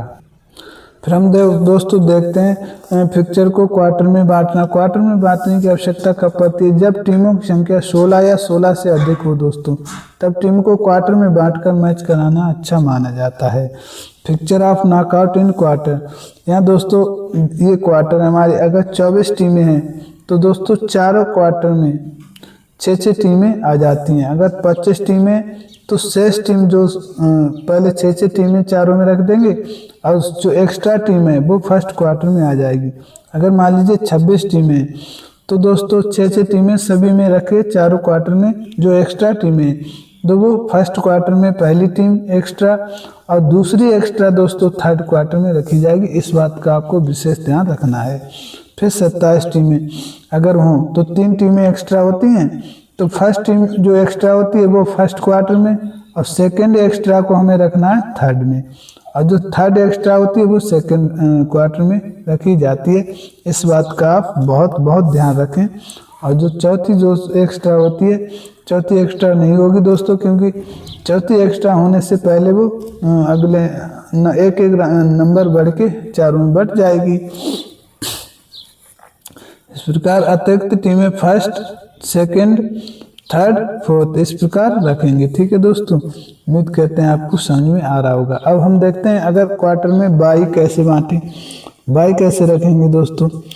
तो बाई जो है दोस्तों बा से बाई और बा से बाएं से, यानी बाएं से रखी जाती हैं। ठीक है, क्वार्टर लिखते समय और बाकी देते समय नीचे से बाई दोस्तों दी जाती है, बांटी जाती है। ठीक है, बाई इन हाफ, उदाहरण 27 टीम और 5 बाई। तो अतिरिक्त बाई कैसे रखेंगे आप, तो यहाँ देख रहे होंगे ये हमारे 4 क्वार्टर हैं दोस्तों। ये क्या है, 4 क्वार्टर हैं। अब अतिरिक्त बाई रखेंगे दोस्तों, 5 बाई हैं हमारे पास मान लीजिए, तो फोर्थ 4 क्वार्टर में एक एक बाई बांट दी। अब जो हमारे पास एक्स्ट्रा अतिरिक्त बाई है वो फर्स्ट क्वार्टर को दे देंगे। अगर हमारे पास 2 एक्स्ट्रा बाई होती तो हम दूसरी जो है वो सेकंड क्वार्टर में रखते दोस्तों, दूसरी सेकंड क्वार्टर में रखते और थर्ड जो है वो थर्ड क्वार्टर में ही रखी जाती। ओके दोस्तों, उम्मीद करते हैं आपको समझ में आ रहा होगा। हम यहाँ दोस्तों महत्वपूर्ण इम्पोर्टेंट जो पॉइंट है उनको कवर कर रहे हैं दोस्तों, इसलिए फ्रैक्चर के बारे में भी डिटेल से चर्चा नहीं हो पा रही है। नॉकआउट के लाभ या हानि क्या क्या होते हैं? तो नॉकआउट का सब लाभ तो होता है दोस्तों, कम खर्चा होता है, कम समय और कम व्यय खर्च होता है। प्रतियोगिता रोचक होती है क्योंकि बाहर होने का डर रहता है, इसलिए टीमें बड़े रोचकता के साथ खेलती हैं। टूर्नामेंट जल्दी समाप्त हो जाता है, समय की बचत हो जाती है। हानि क्या होती है दोस्तों? कभी कभी अच्छी टीमें भी दुर्भाग्यवश बाहर हो जाती हैं। अचानक दोस्तों मान लीजिए अच्छे खिलाड़ी को मान लीजिए कोई इंजरी हो गई तो इस वजह से वो बाहर हो सकती है। किसी स्पेशल राउंड के विजेता को अन्य विजेता से हारने के लिए दोस्तों इंतजार करना पड़ता है नॉकआउट में। हम देखते हैं सिंपल सीडिंग और स्पेशल सीडिंग। ठीक है दोस्तों, तो यहाँ आप देख पा रहे होंगे सीडिंग या सिंपल सीडिंग क्या होता है। टूर्नामेंट के रोमांच को बनाए रखने के लिए अच्छी टीमों को दोस्तों सीडिंग दे दी जाती है, को अलग अलग हाफ या क्वार्टर में रखा जाता है, जिससे कि वो दोस्तों आपस में ही ना टकरा जाएं, अच्छी टीमें आपस में ना टकरा जाएं, इसलिए उन्हें अलग अलग क्वार्टर या हाफ में रखा जाता है, जिसे हम कहते हैं सीडिंग। ठीक है, और सिंपल सीडिंग हमेशा 2 की पावर में ही दी जाती है दोस्तों। नोट, यदि फ्रैक्चर में बाई की स्थिति बनती है, ठीक है, तो सीडिंग वाली टीमों को क्रमवार बाई की प्राथमिकता दी जाएगी। सीडिंग जो टीमें सीडिंग दी गई दोस्तों, सीडिंग करी गई, उनको पहले बाई दी जाएगी। ठीक है, 2 की सीडिंग में हो तो बाई की क्रम में दी जाएगी। सिंपल सीडिंग दोस्तों 4 सीडिंग तो नंबर ऑफ टीम 17 हो तो दोस्तों सीड 4 बाई 15। ठीक है, आइए दोस्तों अब देखते हैं सुपर सीडिंग। क्या सिंपल सीडिंग तो दोस्तों अच्छी टीमों को उचित स्थान देने के लिए दी जाती थी और बाई की प्राथमिकता दी जाती थी। लेकिन दोस्तों स्पेशल सीडिंग क्या है? सुपर सीडिंग जो है ये दोस्तों इनको बाई दी ही नहीं जाएगी। क्यों नहीं दी जाएगी? क्योंकि दोस्तों बाई वाले स्थान पर खेलेंगे ही नहीं। क्या खेलेंगे ही नहीं? इसलिए दोस्तों अगर जब भी स्पेशल टीमों की बात हो तो बाई निकालते समय आप स्पेशल टीमों को अलग रख दें। ठीक है, ये प्री क्वार्टर, क्वार्टर फाइनल या सेमीफाइनल या फाइनल में खेलेंगी पूर्व प्रदर्शन के आधार पर। लॉटरी के माध्यम से टीमों को सीधे अगले दौर में खिलाना या प्रतिभाग कराना दोस्तों, ठीक है, स्पेशल सीडिंग कहलाता है। जैसे सीधे प्री क्वार्टर, क्वार्टर, सेमीफाइनल में खिलाना होता है दोस्तों, क्योंकि ये टीमें जो होती हैं दोस्तों स्पेशल टीमें होती हैं और उसका इनका जो इनके साथ खेलेंगी टीमें वो पहली ही राउंड में ना हार जाएं, तो इसलिए इनको कमजोर टीमों से बचाया जाता है। यहाँ बाई निकालने से पहले सुपर सीड को पहले अलग रख देते हैं, क्योंकि ये टीमें प्रथम राउंड में खेलेंगी ही नहीं। ठीक है, ध्यान दें दोस्तों, ध्यान रहे बाई देते समय सुपर सीड टीम वालों के पास वाली टीम को बाई की प्राथमिकता दी जाती है। ठीक है, इसलिए दी जाती है दोस्तों क्योंकि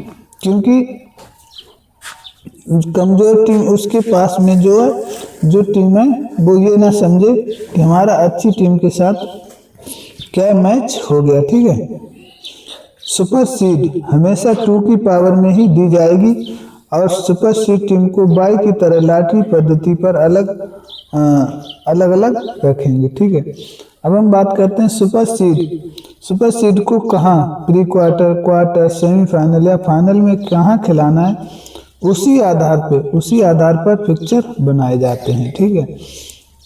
ठीक है, 24 टीमों को 4 टीमों को सुपर सीड करना है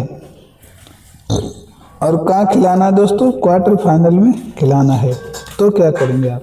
तो आप सीधे सुपर सीड टीम को क्वार्टर फाइनल तक कोई मैच नहीं खेलना है, उसे सीधे क्वार्टर फाइनल में ही खेलना होता है।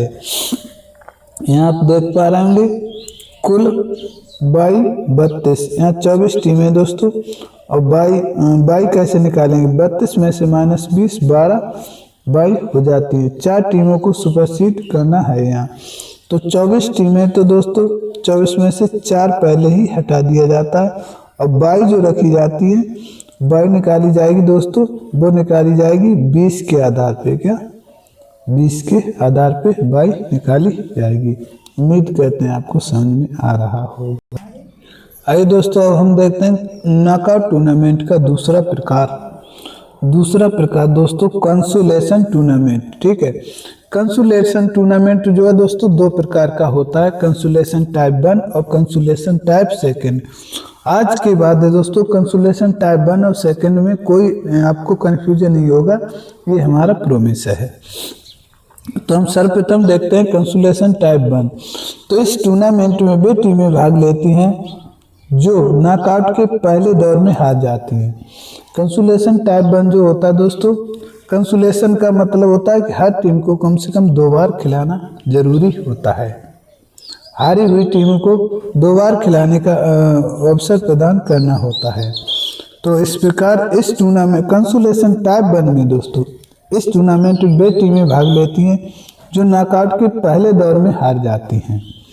दूसरी बात, पहले दौर में हारी प्लस जिनको बाई मिली और बाद में हार गई, सेकंड राउंड में हार गई, बाई मिली थी पहले में खेली नहीं, दूसरे में हार गई, उनको भी शामिल किया जाता है। प्रक्रिया क्या होती है, प्रक्रिया हारी हुई टीमों को अलग पिक्चर बनाया जाता है, हारी टीमों को अलग पिक्चर बनाया जाता है। ठीक है दोस्तों, और टूर्नामेंट से जल्दी बाहर होने वाली टीमों को क्षमता दिखाने हेतु अतिरिक्त मौका दिया जाता है कंसोलेशन में। ठीक है दोस्तों, यहाँ सिर्फ हारी हुई टीमों को मौका मिलता है। मैच यदि प्रथम राउंड में हारने वाली टीमों की संख्या NL है, यानी दोस्तों नंबर ऑफ लूजर हो, तो सांत्वना टूर्नामेंट में मैच निकालने का फॉर्मूला होता है नंबर ऑफ लूजर -1। ठीक है, यानी जब हम प्रथम राउंड में हारने वाली टीमों की संख्या अगर नंबर ऑफ लूजर यानी NL हो, तो कंसोलेशन मैच निकालने की फॉर्मूला होता है NL -1। ठीक है, हारने वाली टीमों का फिक्चर बिल्कुल नॉकआउट की तरह बनाया जाता है, बिल्कुल नॉकआउट की तरह ही बनाया जाता है। किसमें दोस्तों, कंसोलेशन टाइप 1 में। ओके दोस्तों, अब हम देखते हैं कंसोलेशन टाइप 2 में क्या होता है। टाइप 2 में क्या होता है, तो टाइप 2 में अधिक व्यापक होता है क्योंकि इसमें प्रत्येक राउंड में हारने वाली टीमों को पुनः खेलने का मौका मिलता है। सेकंड दोस्तों अधिक बड़ा होता है क्योंकि इसमें प्रत्येक राउंड में हारने वाली टीम क्या करती है, भाग लेती है केवल फाइनल के विजेता को छोड़कर। ठीक है, इसके बाद मैच की संख्या निकालने का फॉर्मूला दोस्तों ये बार बार पूछा जाता है, ये बहुत इंपॉर्टेंट है। 2n-3 होता है जहां n बराबर मैचों की संख्या होती है। फिक्चर इस तरह तैयार किया जाता है कि जो टीमें प्रथम राउंड में आपस में खेल चुकी हैं वे कंसोलेशन चरण में फर्स्ट राउंड में आपस में ना भिड़ें, उन्हें बचाना होता है। इसे डबल एलिमिनेशन टूर्नामेंट का आधार माना जाता है क्योंकि जहां टीमों को बाहर होने के लिए कम से कम 2 बार हारना पड़ता है। ठीक है, 2 बार क्या करना होता है, हारना पड़ता है। कंसोलेशन टाइप 1 और टाइप 2 के कुछ और पॉइंट के बारे में चर्चा करें तो दोस्तों कंसोलेशन टाइप 1 इस विधि में वे टीमें दोबारा खेलती हैं जो नॉकआउट टूर्नामेंट के प्रथम राउंड में हार जाती हैं या बाई मिलने के बाद हार जाती हैं, तो उन्हें भी शामिल किया जाता है। और हारने वाली टीमों का फिक्चर बिल्कुल नॉकआउट की तरह ही बनाया जाता है कंसोलेशन टाइप 1 में। और यहाँ मैचों की संख्या दोस्तों नंबर ऑफ लूजर -1। ठीक है, यहाँ NL बराबर होता है टीमों की संख्या, बाई वाली टीम शामिल होगी। ठीक है, केवल प्रथम राउंड में हारने वाली टीमें शामिल होती हैं। यानी इसमें दोस्तों बाई वाली भी आ जाती हैं, क्योंकि दोस्तों बाई जो है उन्हें बाई मिल जाती है, वो फर्स्ट राउंड में खेल ही नहीं पाती हैं तो सेकंड में हार गई, तो उन्हें भी शामिल किया जाता है। कंसोलेशन टाइप सेकंड में दोस्तों ये बड़ा व्यापक रूप होता है, क्योंकि इस विधि में द्वितीय प्रकार इसमें प्रत्येक राउंड में हारने वाली हर टीम को सांत्वना सेकंड में भाग लेने का मौका दिया जाता है। यानी कंसोलेशन टाइप सेकंड में प्रत्येक राउंड में हारने वाली टीमों को खेलने का मौका दिया जाता है। पात्रता मुख्य नॉकआउट टूर्नामेंट के हर चरण first second third quarter final की सभी पराजित टीमों को शामिल किया जाता है। मैचों की कुल संख्या के लिए 2n-3 फॉर्मूला लगाया जाता है और मैच आधार डबल एलिमिनेशन का आधार बनती है दोस्तों, जिसमें टीम 2 बार हारने पर बाहर की जाती है।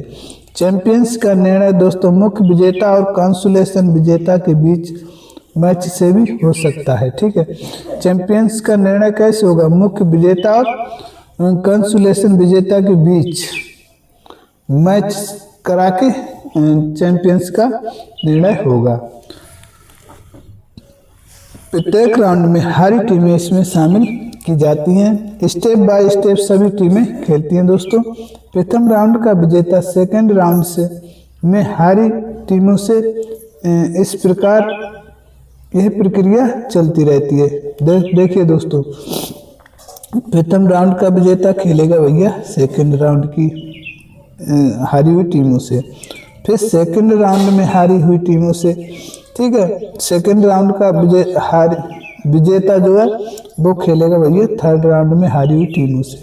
इसी प्रकार ये प्रक्रिया स्टेप बाय स्टेप चलती रहती है। यहाँ आप देख पा रहे होंगे दोस्तों, कंसोलेशन टाइप फर्स्ट का मैच करवाया गया 11 टीमों का पिक्चर बना के। यहाँ तो दोस्तों फर्स्ट और सेकंड राउंड में फर्स्ट राउंड में हारी हुई टीमें दोस्तों उठा ली और इनको बाई मिली और ये सेकंड राउंड में हार गई, तो इनको क्या किया, इनको भी उठा लिया और इन दोनों को मिलाकर यहाँ देखिए पिक्चर बना के नॉकआउट का मैच करा दिया दोस्तों। ये हो गया कंसोलेशन टाइप फर्स्ट। अब हम देखते हैं कंसोलेशन टाइप सेकंड दोस्तों। यहाँ प्रथम विजेता से हारी सभी टीमों को पुनः खेलने का मौका दिया जाता है कंसोलेशन टाइप सेकंड में, जिन्हें क्रमवार राउंड के आधार पर लिखा जाता है। फिर किन्हीं 2 विधियों में से एक विधि अपना ली जाती है दोस्तों कंसोलेशन टाइप सेकंड। यहाँ 2 विधियों का प्रयोग करते हैं दोस्तों। 2 विधियों का प्रयोग इसलिए करते हैं, कभी कभी ऐसी स्थिति बन जाती है दोस्तों। आइए समझते हैं कौन सी। जैसे प्रथम विधि, यहाँ राउंड में हारी हुई टीमें कम हों। प्रथम राउंड में जब हारी हुई टीमें कम हों तो दोस्तों प्रथम विधि का उपयोग किया जाता है। और प्रथम विधि कहती है कि जब प्रथम राउंड में हारी हुई टीमें कम हैं तो सेकंड राउंड और प्रथम राउंड दोनों को मिलाकर मैच शुरू करवा दो और स्टेप बाय स्टेप जोड़ते चले जाओ, कोई दिक्कत नहीं, कोई टेंशन नहीं। यहाँ देखिए आप दोस्तों, यहाँ प्रथम राउंड में हारी हुई टीमें कम हैं तो सेकंड राउंड और फर्स्ट राउंड को मिलाकर मैच करवा दिया, बाकी सेम टू सेम मैच टीमें जो हैं दोस्तों जुड़ती चली जाती हैं। सेकंड राउंड में सेकंड राउंड के विजेता के साथ सेकंड राउंड की टीमें खेलती हैं आके। ठीक है, यहाँ देख पा रहे होंगे दोस्तों, यहाँ फर्स्ट राउंड और सेकंड राउंड दोनों को मिलाकर मैच करवा दिया गया है। दोनों के मैच की विजेता टीमें जो हैं थर्ड राउंड में आके थर्ड राउंड के मैच के विजेता जो हारी हुई टीमें उनके साथ खेलेंगी आकर। फिर फोर्थ राउंड में ठीक है, फोर्थ राउंड में फिर फोर्थ राउंड की आकर मिल जाएगी। फोर्थ राउंड की आकर इन दोनों के विजेता से खेलेगी। फिर फिफ्थ राउंड की विजेता टीम आकर खेलने लगेगी। ठीक है, द्वितीय विधि क्या होती है दोस्तों? द्वितीय विधि आप समझ लीजिए। द्वितीय विधि, यहाँ राउंड में हारी हुई टीमों की संख्या कम होती है। सेकंड राउंड में हारी हुई टीमों की संख्या कम होती है तो प्रथम राउंड में हारी टीमों के बीच मैच शुरू हो जाता है। जब सेकंड राउंड में हारी टीमें कम है तो उससे कोई दिक्कत ही नहीं है, क्योंकि फर्स्ट राउंड में हारी हुई टीमें हमारे पास पर्याप्त है। सेकंड राउंड में हारी हुई टीमें कम है तो ठीक है। फिर स्टेप बाय स्टेप जोड़ते चले जाते हैं। यहाँ देख लीजिए दोस्तों, सेकंड विधि का हमने बनाया क्या पिक्चर। सेकंड राउंड में हारी हुई टीमें दोस्तों, ये देखिए फर्स्ट राउंड सेकंड राउंड में हारी हुई टीमें कम हो, तो फर्स्ट राउंड में हमारे पास इतनी हारी हुई टीमें हैं भरपूर है, तो यहाँ फर्स्ट राउंड से ही शुरू करवा देंगे मैच। पहले नॉकआउट हो गया, फिर फर्स्ट राउंड की सभी टीमें आपस में खेलती हैं, फिर सेकंड राउंड वाली टीमें फर्स्ट राउंड के विजेता के साथ आकर खेलती हैं, ठीक है। यानी मैच खेलकर इनका विजेता सेकंड राउंड का विजेता सेकंड राउंड थर्ड राउंड के विजेता के साथ खेलता है। इसके बाद इन दोनों का विजेता दोस्तों वो थर्ड राउंड की विजेता के साथ खेलता है। फिर इन दोनों का विजेता जो है फोर्थ राउंड की विजेता हारने वाली टीम के साथ खेलता है या विजेता टीम से खेलता है, क्योंकि यहाँ एक ही टीम है तो दोस्तों उसी के साथ खेलेगी। इसी प्रकार दोस्तों इसे स्टेप बाय स्टेप सिस्टम भी कहते हैं, स्टेप बाय स्टेप सिस्टम भी कहते हैं दोस्तों। उम्मीद करते हैं आपको समझ में आ रहा होगा। अब हम दोस्तों देखते हैं डबल नॉकआउट या डबल एलिमिनेशन टूर्नामेंट कैसे खेला जाता है और इसका मतलब क्या होता है। डबल नॉकआउट टूर्नामेंट का तात्पर्य कोई भी टूर्नामेंट में तात्पर्य होता है कोई भी टीम टूर्नामेंट में 2 बार पराजित होने पर बाहर जाती है। इसमें निम्न प्रकार का आयोजन कराया जाता है। देखिए दोस्तों, इसमें पहले नॉकआउट टूर्नामेंट आयोजित कराया जाता है, फिर इसकी विजेता का निर्धारण किया जाता है। नॉकआउट करवा लिया, फिर उसका विजेता का निर्धारण करेंगे। इस विजेता को टूर्नामेंट का विजेता होने के लिए दोस्तों 2 मैच और भी खेलने पड़ते हैं, 2 मैच और भी खेलने पड़ते हैं। पहले आयोजित करे गए सिंगल नॉकआउट टूर्नामेंट में पहले जो हमारा सिंगल नॉकआउट का पिक्चर बनेगा, पहले दौर में हारी हुई टीमों को मध्य नॉकआउट कराया जाता है। यानी फर्स्ट राउंड में जो हारी हैं फर्स्ट राउंड में जो हारी हैं उनके बीच नॉकआउट करवाया जाता है, जिसमें जो टीम विजेता होती है, ठीक है, उसे दूसरे राउंड में हारी हुई टीमों के साथ रखकर पुनः मिक्स करके नॉकआउट मैच करा देंगे, ठीक है। और इस प्रकार अंतिम राउंड तक मैच कराए जाते हैं। अब मान लीजिए सेकेंड राउंड में जब विजेता हो जाएगी उसे को थर्ड राउंड के साथ मिक्स करा के करवा देंगे। अंतिम राउंड में टूर्नामेंट की विजेता टीम भी खेलती है दोस्तों। अगर टीम पुनः विजयी होती है तब तो ठीक है, अगर ठीक है पुनः विजयी होती है तो वह टीम नंबर 1 कहलाती है और उससे हारी हुई टीम जो है वो टीम नंबर 2 विजेता कहलाती है। तो दोस्तों उससे अगर जीती हुई टीम पुनः विजयी होती है तब तो ठीक है, तो वह टीम नंबर 1 कहलाती है विजेता। अगर हार गई तो उससे हारी हुई टीम नंबर 2 हारी टीम जो है नंबर 2 विजेता कहलाती है, ठीक है। हारी टीम नंबर 2 विजेता कहलाई, इसमें क्या सोचना है, ठीक है। अगर विजयी टीम पुनः विजयी होती है तो नंबर 1 विजेता और हारी टीम नंबर 2 विजेता। अगर हार गई तो सेकंड विजेता और विजेता टीम, ठीक है। अगर मान लीजिए अगर ये टीम जो है हार जाए, विजेता टीम पुनः विजेता होगी तो कोई बात ही नहीं। अगर हार गई तो एक बार मैच और होगा, क्यों होगा भैया? अगर दुर्भाग्यवश पहले नॉकआउट की विजेता टीम हार जाती है, ठीक है, तो वह मैच दोबारा होता है। क्यों? और जो भी विजेता होता है वही विजेता फर्स्ट विजेता होता है। खेले गए मैचों की संख्या ज्ञात करने का सूत्र 2n-2 होता है, 2n-2 होता है। ओके दोस्तों, यहाँ देख पा रहे होंगे आप पिक्चर, ये पिक्चर बनाया, पहले नॉकआउट हो गया और इसके बाद पहले राउंड में हारी हुई टीमों के मध्य मैच कराए जाएंगे जब पहले राउंड में हारी हुई टीमें ज़्यादा हों।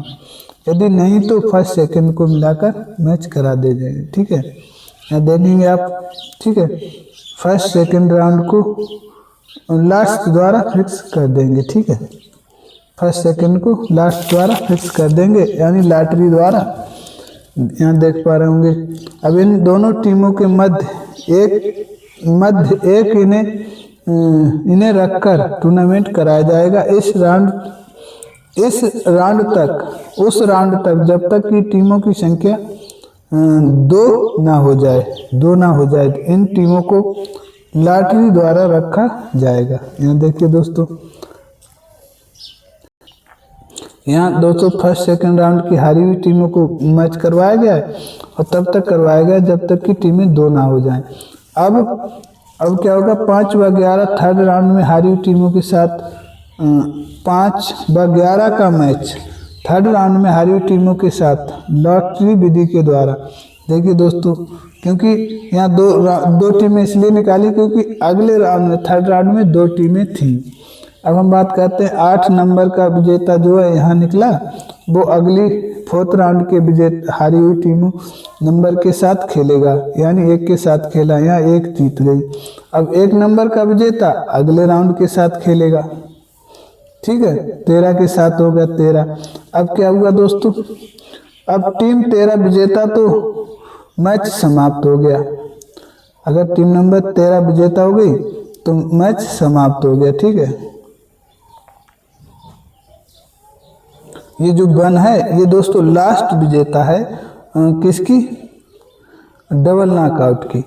अगर पिछले नॉकआउट की विजेता टीम के साथ, अब ये पिछले नॉकआउट की विजेता जो हमारी टीम थी फर्स्ट राउंड की, तो वो 13 थी, वो 13 के साथ खेलेगा।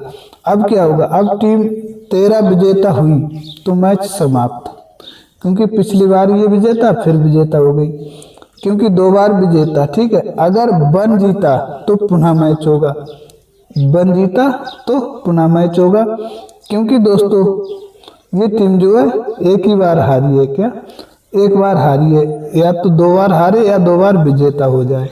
13 का एक बार, 13 जो है एक बार पराजित हुई, अब तो विजेता होगा, वही विजेता होगा, ठीक है। इस प्रकार आप समझ पा रहे होंगे, ठीक है। अब हम एट लास्ट में वो भी समझ लेते हैं, क्या बैंगनल वाइल्ड एलिमिनेशन टूर्नामेंट। इसके प्रतिपादक दोस्तों थे बैंगनल वाइल्ड थे, और बैंगनल वाइल्ड प्रतिपादक थे दोस्तों, और इसका मुख्य उद्देश्य केवल विजेता नहीं बल्कि सेकंड व थर्ड स्थान के विजेता को कैसे न्यायपूर्ण चयन करना होता है भैया बैंगनल वाइल्ड में, ठीक है। बैंगनल वाइल्ड से ध्यान रखें आप, बैक करके टीमों से सेकंड और थर्ड विजेता निकाले जाते हैं। एक ऐसी विधि है जिसमें वे टीमें जो विजेता टीम से हारी होती हैं उन्हें आपस में खेलकर दूसरे स्थान के लिए प्रतिस्पर्धा करने का मौका दिया जाता है दोस्तों। इसी तरह दूसरे स्थान वाली टीम से हारने वाली टीमों को थर्ड स्थान के लिए मैच खेलने पड़ते हैं। इसे म्यूलर एंडरसन प्लेबैक मेथड कहते हैं, क्योंकि इस टूर्नामेंट की प्रक्रिया पीछे की ओर चलती है, यानी पीछे से बैक कर करके टीमें निकाली जाती हैं। यहाँ देख पा रहे होंगे 11 टीमों का मैच फर्स्ट विजेता निकाला। अब फर्स्ट विजेता से हारी हुई टीमें हमारी हैं यहाँ 7-1 हारी है, 7 हारी है और 10 हारी है दोस्तों। 1 हारी है, 7 हारी है इससे 11 से, और 10 हारी है, क्या ये देखिए 10 हारी है। तो इनके बीच मैच करके दोस्तों ये 7 जो है सेकंड विजेता निकाल लिया। अब सेकंड विजेता से हारी हुई टीमें उठा लूँ, यानी 7 से कौन आ रहा है दोस्तों, 8 हारी है, और यहाँ 7 का मैच हुआ था तो 10 हारी थी, 7 और 10, और इसके साथ साथ ही दोस्तों 8 हारी है तो और 1 हारी है, ये 1 हारी है, ठीक है। 1 भी तो हारी है दोस्तों, 1 भी तो हारी है। तो इन तीनों का क्या किया गया, मैच करवा दिया गया। अब 1 जो है वो थर्ड विजेता निकल आया, 1 जो हमारा थर्ड विजेता निकल आया दोस्तों। इस प्रकार हमारा बैंगनल वाइल्ड एलिमिनेशन टूर्नामेंट जो है कंप्लीट होता है। इस प्रकार हमने दोस्तों नॉकआउट के सभी पार्ट जो हमने डिटेल से चर्चा कर ली, यानी स्टडी कर ली दोस्तों। प्लीज़ वीडियो को लाइक करें और चैनल को सब्सक्राइब करें। आपका बहुत बहुत हृदय के साथ बहुत बहुत धन्यवाद। जय हिंद, जय भारत।